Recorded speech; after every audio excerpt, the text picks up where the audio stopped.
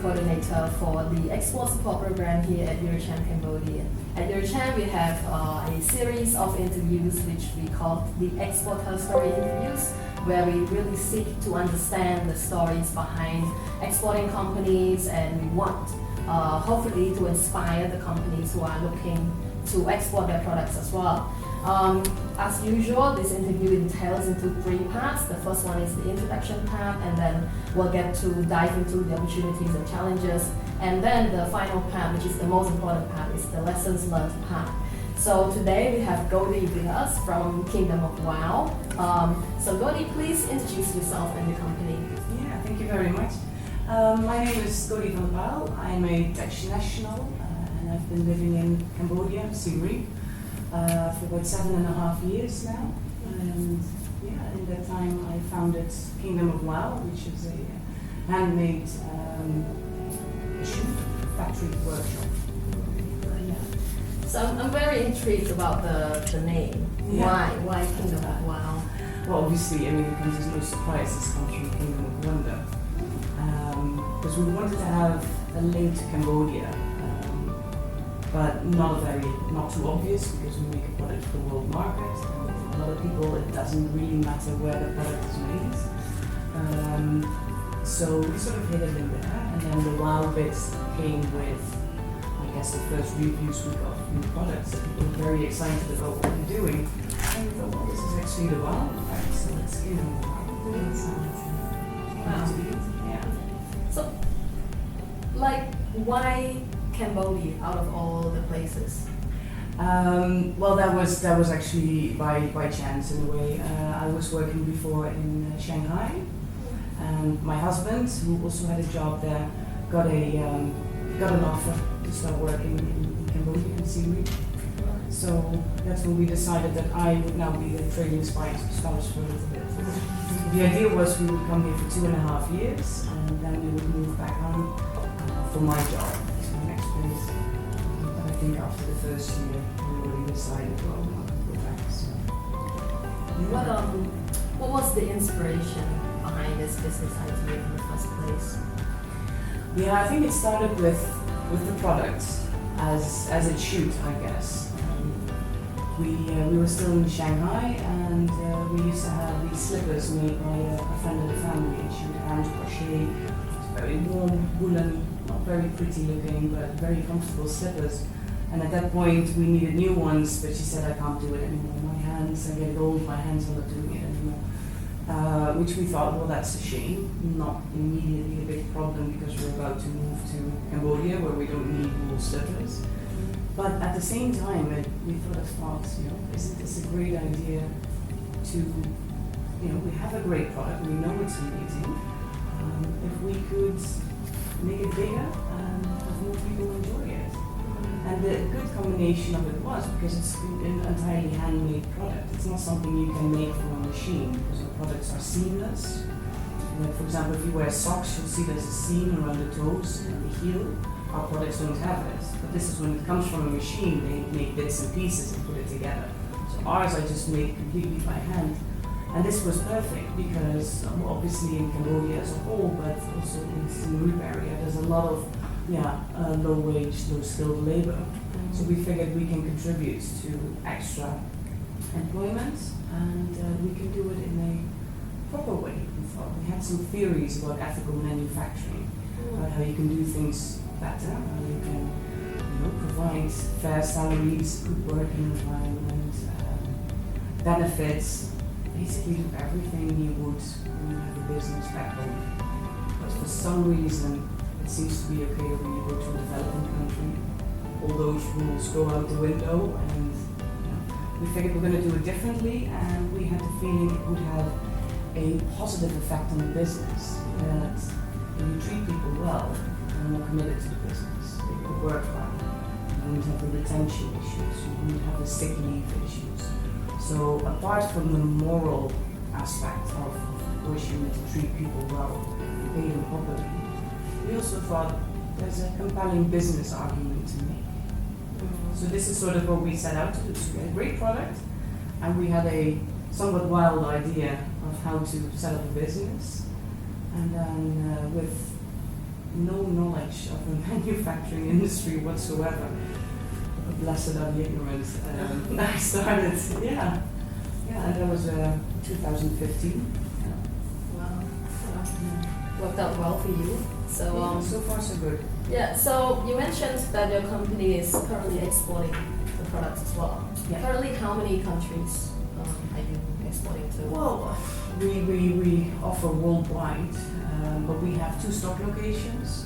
So we have one in Europe, in the Netherlands, and one in Los Angeles in the US. So we ship bulk to those locations, and then we do corporate gifting, for example, which is worldwide, and we ship it from here, from Cambodia, directly to the consumers. We have some smaller resellers in Japan, New Zealand, so there are also smaller shipments going that way. Yeah. Right. I think that is the end of the first part of our interview. Next, we'll move on to the opportunities and challenges part. Godie, could you share what was the most challenging hurdle that you had to face beginning to export the products? I'd say number 1 would be logistics, understanding how it works. I think it has to be by far the most opaque sector I've ever had to deal with. And still today, I will not be able to know 100% beforehand, before we ship, what the costs will be, for example. And I think I spent a lot of time in the beginning trying to get that clear, because also when you're small and you have less money, so it's not very tight. But yeah, I had to let that go, but you get an estimate, a rough estimate of what it's going to be, and you'll just have to work with that. I think that was a major obstacle for me, and I like to plan, and I like to know exactly what's going to happen. I think all the paperwork that came with it, I didn't mind that as much, because if you're inevitably going to work with a freight forwarder, and they will guide you through it. They will literally say, we will need these documents, you need to send it here, here, and here. Give us 15 empty pages with your signature. The first time I had to do that, so I was a little bit not sure if I should, but it works out, you can do it. Because obviously mistakes are made, and then you have to keep sending it up and down. Obviously we're in Siem Reap, so if you're not then it will be easier. I think that wasn't the main issue. It's nobody telling you beforehand, nobody giving you a list. Like, okay, you first time exporter, keep in mind, we will go through these documents, you will need this kind of license, that kind of license. So the first time, and it was in 2016, we were registered as a company, but not as an LTD yet. It was a sole proprietorship. I had no idea you weren't allowed to do export on a sole proprietorship. But then also just being in Cambodia, there always workarounds, so that was different. And then the second time we did it, we were all of a sudden confronted, I think about 2 days before the shipment went out. Oh, so where's your Asipuda risk assessment? And I was like, what? Nobody told me about this. And it's literally on the docks, it's leaving, and we have a seasonal product, right? So if you're a week late, that can delay and there can be issues. So I rushed to Phnom Penh, have it all sorted out, and I think that's the nice thing about Cambodia. Yes, a lot is unclear, but they can also make a lot happen in a very short period of time. You say, I'm pressed for time, we need to sort it, people will help you. So, it's the knife cuts both ways. It can be problematic, but it can also be very helpful. The rules are a bit more fluid, I guess. So yeah, that was challenging to fully understand, okay, so what licenses do they need? So for Europe, we had to apply for a GSP license, which I didn't realize, again, after the first shipment out. And I just thought, we have the HS codes that is part of the EBA agreement, so that should be fine. No, you have to get the GSP license first. The team needed to come to Siem Reap to check our facilities, that license. 2 shipments later, all of a sudden they go, oh, don't you have a handicraft license? license. And it just went on and on, but I mean, I'm doing this now for 7 years, so yeah, so for the past couple of years, no more surprises. We have all our licenses, you know, we're comfortable with stamping and signing empty pages, and it's easier now. I noticed that you mentioned that you ship your products in bulk. Mm-hmm. So do you think for yourself, do you think it could be a factor as well? It could be different. You compare shipping in bulk to, you know, shipping in a small amount of products in terms of logistic difficulties. No, because paperwork is the same. It doesn't matter if you send one box or a container. Paperwork is the same. That's why ocean freight is only interesting if you have bulk, because you pay for the documents, you pay for the administration fee, registration, customs, clearance, and there's also all these kind of fees that go per set, per shipment. And then the smallest fee is actually the cubic meters that you have. So if you have anything under 1 or 2 cubic meters, these days it might even be more, it's not even interesting to ship ocean freight. You might as well put it on a plane. It's faster, easier, less paperwork.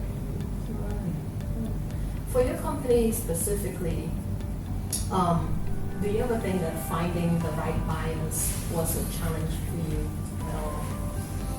That's the main thing, I think, because the whole exporting things comes after, right? If you think you can find a market and have some sort of customer, that's when the export kicks in. But obviously finding the market is the most difficult thing. But to me, it's a different topic. It's marketing, it's sales. Export is just a way of getting the product to the people, basically. But yeah, so the other things that you will find out when you start, or you try to start exporting, is clearly you cannot ship goods into any country just as a Cambodian registered company. Makes total sense, but you know, the first time you forget. I did anyway. So you have to find, in the destination, you have to find a registered party that can do the import for you. By now we have our own LTD in the Netherlands who does the import on that side, and also for the US. As a Cambodian company, it's really hard to get your stuff imported, and you'd have to get a rather expensive distributor in between who would do that for you. But obviously they, you know, put on a fee as well. So yeah, that's sorting out your stuff on this end is not so much of an issue, but making sure you have a good partner receiving the products. Yeah, that's more challenging. Yep. All right. I think that's the end of our opportunities and challenges part. Next, we will move on to the most important part of this interview, which is the lessons learned part. So, what do you see the value in exporting your products internationally? As opposed to selling locally in Cambodia. So for starters, for us, it was always the plan. See, we started with wool slippers for winter, right? So we pretty certain we weren't going to get a big market for that in Cambodia. So we always had the plan to make a product for the world market. Also because it felt like it would be a bit more shock-proof. And I think that's also what a lot of businesses learned from COVID, that if you diversify your markets a little bit, if something happens in one country, it's not a massive problem because you still have your other markets. So for us from the onset it was clear we're going to make a product that we need to send abroad. I do think for a lot of other companies, and so many companies here, smaller businesses that make beautiful products, they will easily be able to find markets outside. It takes time. It's not easy to start. I mean, well, you can start, but then it organically grows in the beginning because you're likely not going to have budgets to put in the advertising and the marketing to bring the product to the customer. So for us, we had something that was rather unique. People didn't know the product, didn't know the brand, so it takes a lot of time for them to be confident enough to buy it. And we're on the high end, like in the US, a pair sells for $109, right? So it's not the kind of purchase you go like, oh, I'll just try, and and then we'll see. So one of the things we did is like free returns and those kind of things to lower the threshold for people. But yeah, in the beginning we start with like tiny amounts, and as time moves on, you'll get organic growth, you'll get some resellers. But for us, it's always been very important to grow exponentially, because manufacturing doesn't work in small scale, because then everything is expensive. Raw materials you cannot buy in bulk, so it's going to be expensive. And you run very high overheads for a small company, and it's pretty similar for a much larger company, or cost of overhead. So yeah, export is the only way to reach the scale we need in order to become successful, in our case.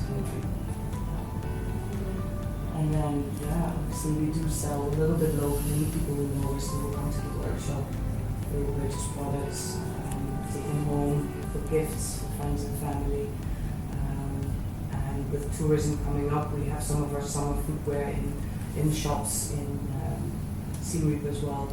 And you'll see the tourists are buying that, obviously. But you know, if we get another lockdown, it's not a massive deal because we still have products in other countries. And even when there were lockdowns in the rest of the world as well, we didn't suffer, because as long as there's couriers going around, we could still sell because we did everything online. So it wasn't really an issue for us. So I think the fact to diversify your markets and scale is export absolutely necessary. What are the lessons that yourself have learned along the way so far that you would like to share to those companies who have the ambition to export their products as well? Just do it. Just go for it, because there's no way that beforehand you're going to be able to fully figure out what the hurdles are going to be, what the issues are going to be. Nobody can tell you, even people who've been through it. What I went through 7 years ago is probably outdated now, right? Just do it. Work with a freight forwarder, they will guide you through all the steps. The first time you will have delays because you didn't have everything you needed. Factor that in, you know, don't have an important customer waiting urgently for your products. Just build in a couple of extra weeks for delays, especially these days because the logistics sector is pretty messed up now. But just do it, because if you're waiting to first find the market, that's what I hear from a lot of other companies. They are going to wait until they have a customer who's going to buy their products. You can do that, but it's very hard from Cambodia unless you can make visits regularly or attend fairs or whatever to immediately find a customer that's big enough to qualify like an ocean freight shipment out. Just go slow and be there, because you might not sell a lot, and it might take a couple of years to reach the desired volume. There's one thing you know for sure: if you don't do it, you're not going to find a market at all. And I think that's the best advice I give. Just try it. Just say this: I'm going to do it once. If it doesn't work, it doesn't work. Well, I think even I am inspired by this. Okay, thank you, Godie, for today. I appreciate it so much. So to recap the whole interview, I think we've learned a lot of valuable lessons from Godie herself, and especially how her company started, the mission and the vision behind the company, and especially some of the lessons that the companies who are looking to export could learn along the way as well. One thing that I noticed the most is the paperwork requirements, how for your company it's not so much an issue. There's just a freight forwarder or a logistic company who would guide you through the process, and also another thing that you mentioned as well, you will just learn along the way what you need and what is required. And also one of the most challenging things that you could face is probably to find out the license and the certification requirements and stuff like that. But you'll find out along the way. So I think that is all for today. That's the end of interview, and thank you very much for making the time to join us. And I wish you and your company all the best.